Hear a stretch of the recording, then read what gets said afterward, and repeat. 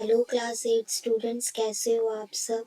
तो ये हमारा लेक्चर नंबर 2 है, चैप्टर नंबर 2 का माइक्रो ऑर्गेनिजम्स फ्रेंड एंड फो। तो हमने लास्ट लेक्चर में क्या क्या पढ़ा था। हमने पढ़ा था what are micro organisms, major group of micro organisms, where do micro organisms live, micro organisms and us, और फ्रेंडली माइक्रो ऑर्गेनिजम्स। ये सब हमने डिटेल में पढ़ा था। तो आज हम क्या पढ़ने वाले हैं, फ्रेंडली माइक्रो ऑर्गेनिजम्स। जो ये 4 पॉइंट्स है, ये हम डिटेल में पढ़ने वाले हैं आज, ये क्या होते हैं और माइक्रो ऑर्गेनिज्म हमारे लिए यूजफुल कैसे हो सकती है। ठीक है। तो अब आता है first point, friendly micro organisms का, मेकिंग ऑफ कर्ड। कि कर्ड बनाने में हमारे पास कौन से बैक्टीरिया यूज होते हैं, वो हमारे लिए माइक्रो ऑर्गेनिजम्स कैसे फ्रेंडली, मतलब हमारे अच्छे के लिए यूज होते हैं। तो फर्स्ट पॉइंट आता है, milk is turned into curd by bacteria. जब हम कर्ड खाते हैं, दही खाते हैं, वो जो टर्न मिल्क से बनती है, दूध से बनती है ना दही, आपको पता ही होगा। तो वो किस से बनती है, जो बैक्टीरिया से बनती है। और वो कौन से बैक्टीरिया से बनती है, लैक्टोबैसिलस बैक्टीरिया से हमारी दही बनती है। दही में कौन से बैक्टीरिया होती है, लैक्टोबैसिलस। ये गुड बैक्टीरिया होते हैं जो हमारी हेल्थ के लिए बहुत अच्छी होती है। In order to make curd, a little pre-made curd is added to warm milk and set aside for some time. आपने देखा होगा आपके घर पे आपकी मम्मी दादी या कोई भी, जो अगर आप दही बनाते हैं तो रात को पहले थोड़ी सी दही बचा के रखते हैं, और वो जो थोड़ी सी दही होती है वो हम गर्म दूध में डालते हैं और फिर उसको हम रख देते हैं, तो वो सुबह तक दही बन जाती है। तो curd contain several micro organism, दही के अंदर बहुत सारे माइक्रो ऑर्गेनिज्म होते हैं, इंक्लूडिंग लैक्टोबैसिलस बैक्टीरियम। ठीक है। लैक्टोबैसिलस एक मेन बैक्टीरिया है जो कि दूध से दही में कन्वर्ट करने में हमारी हेल्प करता है। अगर ये बैक्टीरिया नहीं होगा तो हमारी दूध से दही भी नहीं बनेगी। Milk contain sugar called lactose. Milk के पास कौन सी शुगर होती है, लैक्टोस। लैक्टोस एक शुगर का नाम है। लैक्टोबैसिली, लैक्टोबैसिली किसे बोलते हैं, प्लूरल ऑफ लैक्टोबैसिलस। लैक्टोबैसिलस जो बैक्टीरिया होता है उसका अगर हम प्लूरल लिखते हैं तो उसको हम बोलते हैं lactobacilli. Lactobacilli bacteria convert the lactose sugar into lactic acid. जो हमारा लैक्टोबैसिलस बैक्टीरिया होता है वो लैक्टोज शुगर को लैक्टिक एसिड में कन्वर्ट करता है, जिसकी वजह से हमारी दही बनती है। An important ingredient of idlis and bhatura is curd. Curd हमारा एक बहुत इंपॉर्टेंट इंग्रेडिएंट है। अगर आप इडली खाते हो, भटूरा खाते हो, उनमें दही डलती है। दही हम डालते हैं इडली और भटूरा को सॉफ्ट और स्पंजी बनाने में। बैक्टीरिया किस किस में also involve in the making of cheese, pickles, many other food item. Bacteria और किस किस में हो सकते हैं, चीज में, पिकल्स मतलब अचार में, और बहुत सारी फूड आइटम्स में हमारे पास बैक्टीरिया प्रेजेंट होती है जो कि यूजफुल होते हैं और फ्रेंडली नेचर के होते हैं। ठीक है। आपने इसमें देखा कि लैक्टोबैसिलस बैक्टीरिया कितना यूजफुल है, जो कि हमारा दूध को दही में कन्वर्ट करता है। अगर ये बैक्टीरिया नहीं होगा तो दूध को दही में कन्वर्ट नहीं किया जाएगा। ये कैसे करता है, जो लैक्टोज शुगर होती है उसको लैक्टिक एसिड में कन्वर्ट करता है। ठीक है। सेकंड पॉइंट आता है, मेकिंग ऑफ ब्रेड। जो ब्रेड बनती है वो किससे बनती है, वो एक ईस्ट। ईस्ट क्या है हमारे पास, ईस्ट एक बैक्टीरिया, जो आपने पढ़ा था ना ईस्ट, इसमें पढ़ा था, देखो मैं आपको दिखाती हूँ। एक मिनट। ईस्ट हमारे पास होती है, ईस्ट हम यूज करते हैं baking industry for making of bread. Bread को बनाने में ईस्ट यूज करते हैं। ठीक है। जब ईस्ट को हम डो में मिक्स करते हैं ब्रेड बनाने के लिए, तो ईस्ट क्या करती है, वो रिप्रोड्यूस करती है बहुत जल्दी जल्दी, और वो क्या देती है, carbon dioxide gas, CO2 gas देती है। ठीक है। और जो बबल्स होते हैं CO2 के, कार्बन डाइऑक्साइड गैस के, वो डो के अंदर फिल हो जाती है और वॉल्यूम को इंक्रीज कर देती है, और जिससे कि ब्रेड हमारी फूल जाती है। ठीक है। और ये ब्रेड को लाइट, सॉफ्ट और स्पंजी बनाती है ईस्ट। ईस्ट क्या करती है, ईस्ट जो होती है, अगर हम ईस्ट को जैसे ही हम अपने डो में मिक्स करते हैं, उससे क्या होता है, कार्बन डाइऑक्साइड गैस रिलीज होती है, जो कि बबल्स की फॉर्म में रिलीज होती है। अगर वो बबल्स की फॉर्म में रिलीज होगी तो हमारी वो जो ब्रेड की वॉल्यूम है उसको फुला देगी, वॉल्यूम को इंक्रीज कर देगी, जिसकी वजह से हमारी ब्रेड जो होती है वो लाइट बनती है, सॉफ्ट होती है और स्पंजी नेचर की होती है। ठीक है, नेक्स्ट हमारे पास आता है third point, commercial use of micro organism. कि कमर्शियल यूज मतलब कैसे कि हम इंडस्ट्रीज में या लार्ज स्केल में हम माइक्रो ऑर्गेनिजम्स को यूज करते हैं। Micro organism are used for the large scale production of alcohol and acetic acid, that is vinegar. Large scale में यूज करती है माइक्रो ऑर्गेनिजम्स को, किसके लिए? लार्ज स्केल प्रोडक्शन के लिए अल्कोहल की और एसिटिक एसिड की। एसिटिक एसिड मतलब विनेगर, या आपने सुना होगा सिरका जिसे हम कहते हैं, विनेगर को हम क्या कहते हैं? सिरका। आपने घर पे सुना होगा। East is the micro organism which is used for the large scale production of alcohol. East एक माइक्रो ऑर्गेनिज्म है जो कि यूज करते हैं हम बहुत बड़े स्केल में अल्कोहल की प्रोडक्शन के लिए। अल्कोहल की प्रोडक्शन के लिए हम ईस्ट यूज करते हैं। This alcohol is then used in making wine, beer, whisky as well as industrial spirit.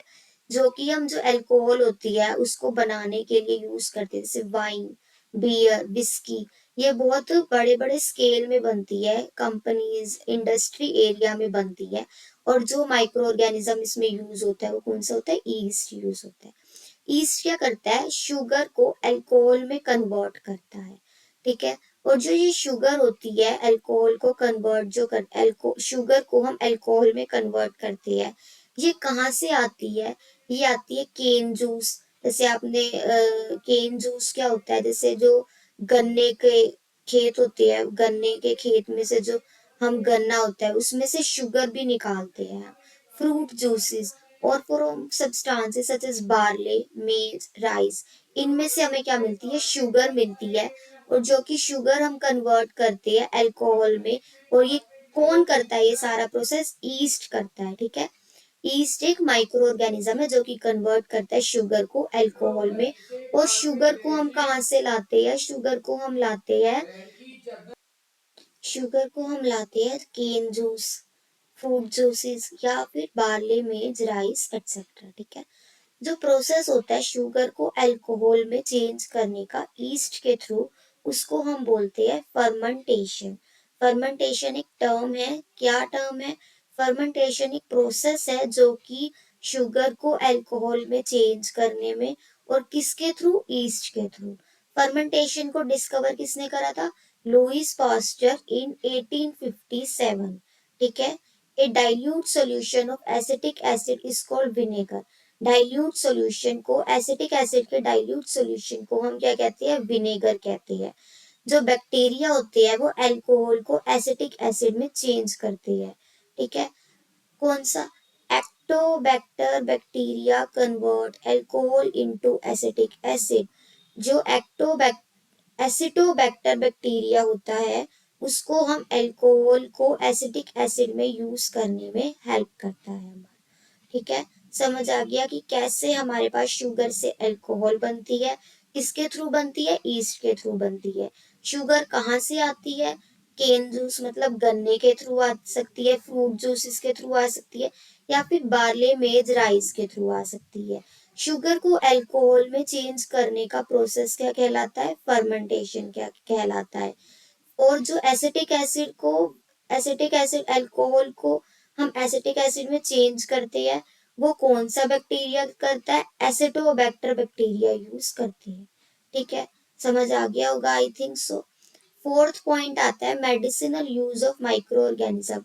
अब जो माइक्रो ऑर्गेनिज्म होते हैं वो दवाइयों में मेडिसिनल यूज क्या होता है उनका? ठीक है, आओ देखते हैं। A medicinal which stops the growth of or kills the disease causing microorganism is called an antibiotic.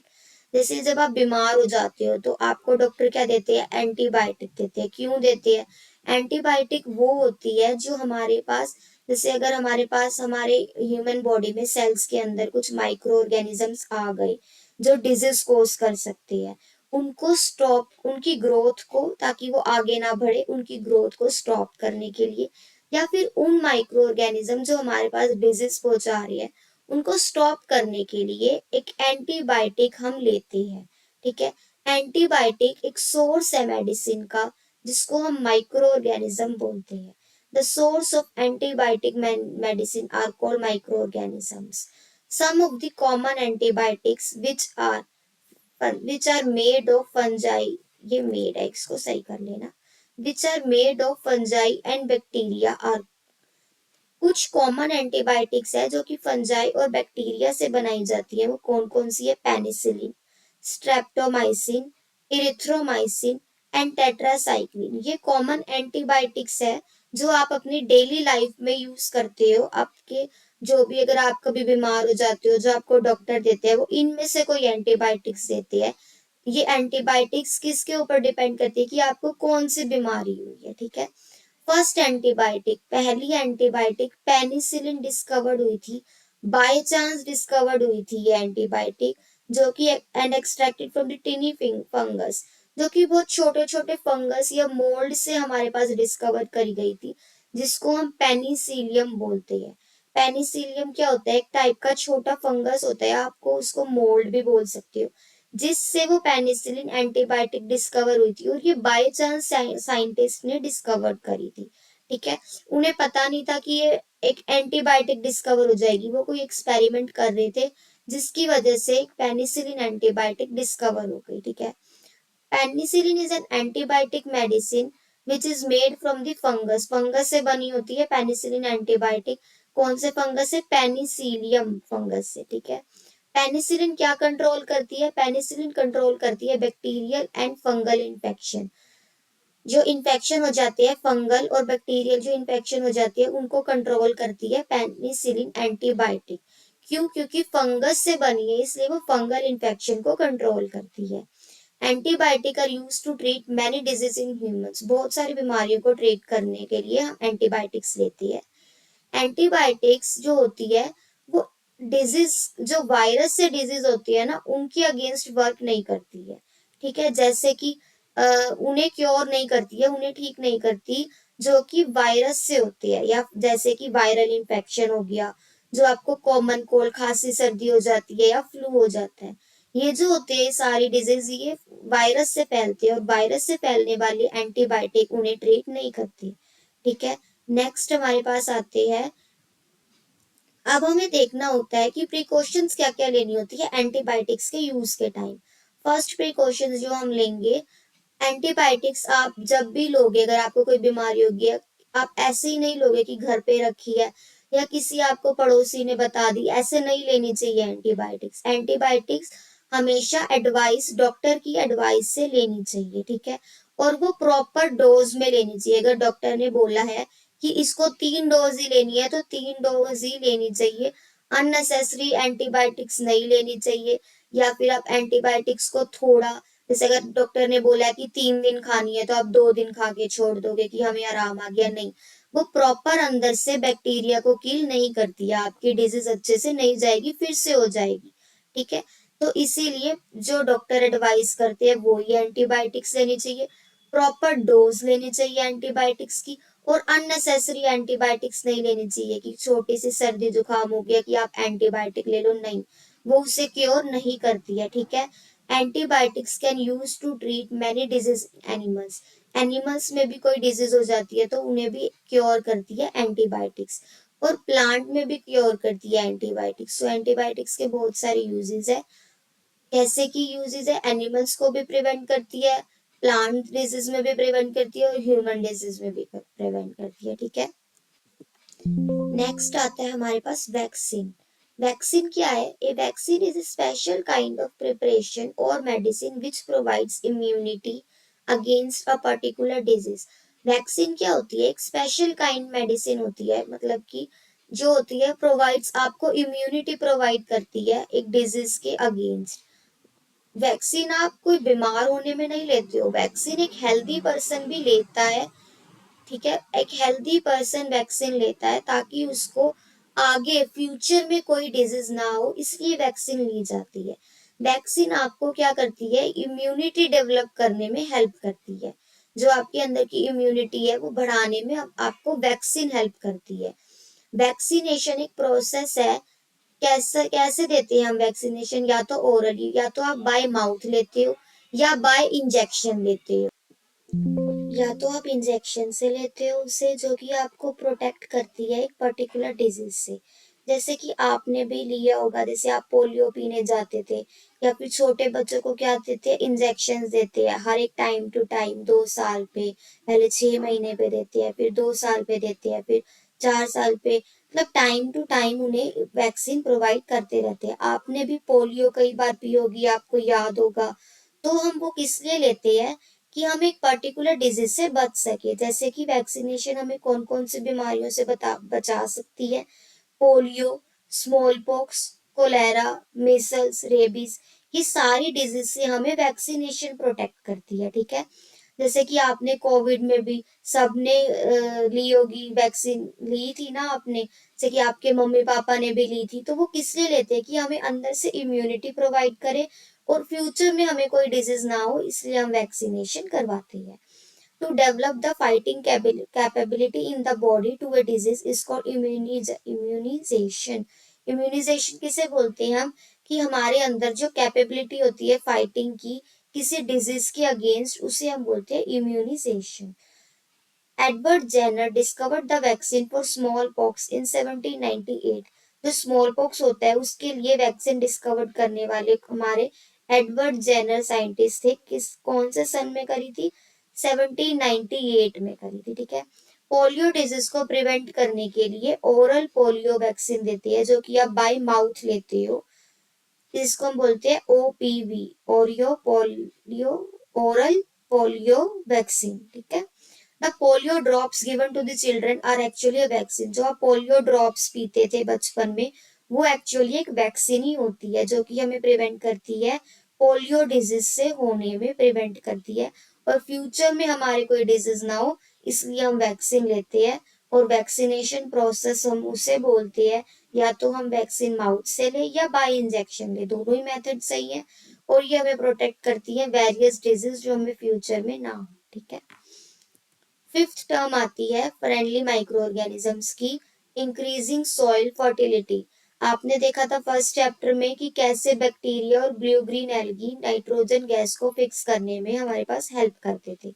जो डिकम्पोज करते थे बैक्टीरिया और मैन्योर में यूज करते थे, वो फ्रेंडली माइक्रो ऑर्गेनिजम्स होते थे, जो कि हमारी एनवायरनमेंट में भी क्लीन में हेल्प करते थे, रिसाइकलिंग ऑफ द नेचर भी हो जाती थी, और ऑर्गेनिक भी थे, जो कि हमारे प्लांट्स को, क्रॉप्स को नुकसान नहीं पहुंचाते थे। कोई फर्टिलाइजर्स जैसे होते हैं वो केमिकल होते हैं, पर मैन्योर में क्या होता था, ऑर्गेनिक होता था।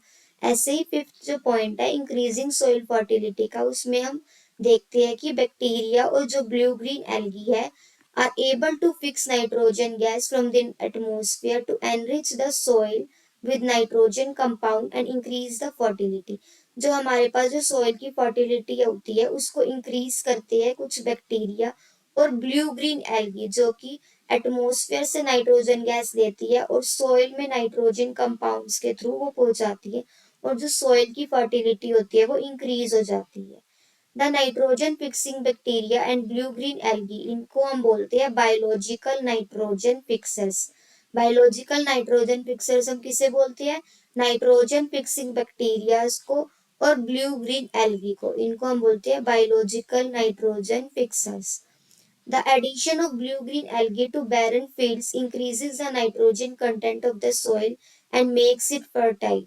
ब्लू ग्रीन एल्गी को हम ऐड करते हैं बैरन फील्ड्स, मतलब जो कि जो फील्ड, जो हमारे खेत होते हैं वो उपजाऊ नहीं होते, उनको उपजाऊ बनाने के लिए नाइट्रोजन कंटेंट का सॉइल में होना बहुत जरूरी है। अगर नाइट्रोजन कंटेंट होगा तो हमारी सॉइल फर्टाइल होगी। उसके लिए हम ब्लू ग्रीन एल्गी को ऐड करते हैं अपनी सॉइल में। Rhizobium bacteria is present in the root nodules of leguminous plants, also fix atmospheric nitrogen and increase soil fertility. एक राइजोबियम बैक्टीरिया होता है जो कि सोइल फर्टिलिटी को हेल्प करता है इंक्रीज करने में, ठीक है। सिक्स पॉइंट आता है क्लीनिंग द एनवायरनमेंट। एनवायरनमेंट को कैसे क्लीन करते हैं हमारे माइक्रो ऑर्गेनिजम्स। कुछ माइक्रो ऑर्गेनिजम्स होते हैं जो कि डिकम्पोज करते हैं हार्मफुल और smelly dead remains of plants and animals and animal waste it into harmless materials, they clean the environment. कुछ माइक्रो ऑर्गेनिजम्स होते हैं जो कि dead remains of plants and animals जो बचती है या एनिमल वेस्ट होते हैं, ह्यूमन वेस्ट होती है, उनको डिकम्पोज करते हैं एक हार्मलेस मटेरियल में जो कि नुकसानदायक नहीं होते है हमारे नेचर के लिए, और एनवायरनमेंट को क्लीन करते हैं। In addition to cleaning the environment, the microorganisms also help in recycling the nutrients in nature, which can then be used as food by green plants. इसके अलावा माइक्रो ऑर्गेनिजम्स क्या करते हैं, जो रिसाइकलिंग करते हैं न्यूट्रिएंट्स को नेचर में, जो कि आगे हेल्पफुल होते हैं ग्रीन प्लांट्स जो होते हैं उनके फूड में। तो माइक्रो ऑर्गेनिज्म एक तो क्लीनिंग द एनवायरनमेंट करते हैं, और उसके अलावा क्या करते हैं, रिसाइकलिंग न्यूट्रिएंट्स जो होते हैं नेचर में उनको रिसाइकल करते हैं, उनको फिर से रिसाइकल करते हैं, और जो फिर क्या यूज होता है उनका उनका यूज होता है कि ग्रीन प्लांट्स यूज करते हैं उनको एज द फूड, अपने फूड में यूज करते हैं। ठीक है, आपने आज की क्लास में पढ़ा कि कैसे हमारे पास जो माइक्रो ऑर्गेनिजम्स होते हैं वो फ्रेंडली नेचर के होते हैं, और ये सारे पॉइंट्स आपने डिटेल वाइज पढ़े कि कैसे कर्ड में बैक्टीरिया यूज होता है, कौन सा बैक्टीरिया यूज होता है, ब्रेड में कौन सा माइक्रो ऑर्गेनिजम्स यूज करते हैं हम, फिर उसके बाद commercial use large scale production industries में क्या क्या यूज होता है, कौन सा बैक्टीरिया यूज होता है, कौन सा प्रोसेस यूज होता है शुगर को अल्कोहल में चेंज करने के लिए। फिर आपने फोर्थ पॉइंट देखा कि माइक्रो ऑर्गेनिजम्स का हमारे मेडिसिनल क्या यूज होता है, किस डिजीज को कौन से एंटीबायोटिक प्रिवेंट करती है, एंटीबायोटिक हमें क्या क्या प्रिकॉशंस रखनी होती है हमें एंटीबायोटिक लेने में। ठीक है, फिर आपने देखा कि वैक्सीन क्या होती है, वैक्सीन में हम ओरल भी ले सकते हैं, बाय माउथ भी ले सकते हैं, और बाय इंजेक्शन भी ले सकते हैं। वैक्सीन हमारे पास एक हेल्दी पर्सन को दी जाती है ताकि उसको फ्यूचर में कोई दिक्कत ना हो। फिर आपने देखा फिफ्थ पॉइंट की सॉइल फर्टिलिटी को माइक्रो ऑर्गेनिजम्स कैसे बढ़ाते हैं। फिर देखा कि एनवायरनमेंट को क्लीन करने में माइक्रो ऑर्गेनिजम्स कैसे यूजफुल होते हैं। ठीक है, आज के में हमने देखा कि माइक्रो ऑर्गेनिजम्स का फ्रेंडली नेचर कैसे होता है, कि हमारे पास यूजेस क्या हो सकते हैं माइक्रो ऑर्गेनिजम्स में। ठीक है, नेक्स्ट हम आगे नेक्स्ट लेक्चर में कंटिन्यू करेंगे। आई होप आपको समझ आया होगा। रिवीजन करते रहिएगा। Thank you so much.